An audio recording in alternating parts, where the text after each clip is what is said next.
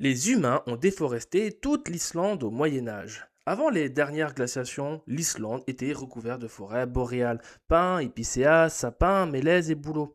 Après, à la fin de l'ère glaciaire, il y a 10 000 ans, le bouleau pubescent va recoloniser toute l'île.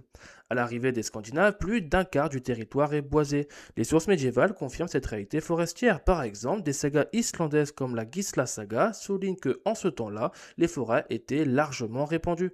Pareil avec Harry Sorgilsson qui écrit dans l'Icelandica Bók, rédigé au XIIe siècle. En ce temps-là, l'Islande était couverte de bois entre les montagnes et le rivage. Il faut toutefois relativiser la description de ces récits, car elles racontent des événements du Xe siècle alors qu'elles sont rédigées au XIIe siècle. Mais des analyses palynologiques, c'est-à-dire l'étude des grains de pollen et spores, ainsi que des palynomorphes, c'est-à-dire l'étude des cellules et organismes microscopiques, menée par Margaret Axtdottir, montre un déclin rapide du pollen de bouleau à cette période, alors que la population islandaise n'était que de quelques dizaines de milliers d'habitants. Ceci s'explique par le fait que les nouveaux colons abattent les arbres pour se procurer du bois de chauffage, des matériaux de construction. De plus, les Islandais vont défricher pour l'extension des champs et surtout des pâturages.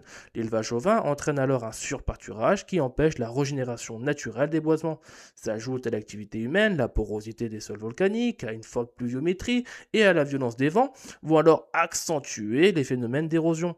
C'est ainsi qu'entre le XIIe et le XIIIe siècle, les forêts vont presque disparaître.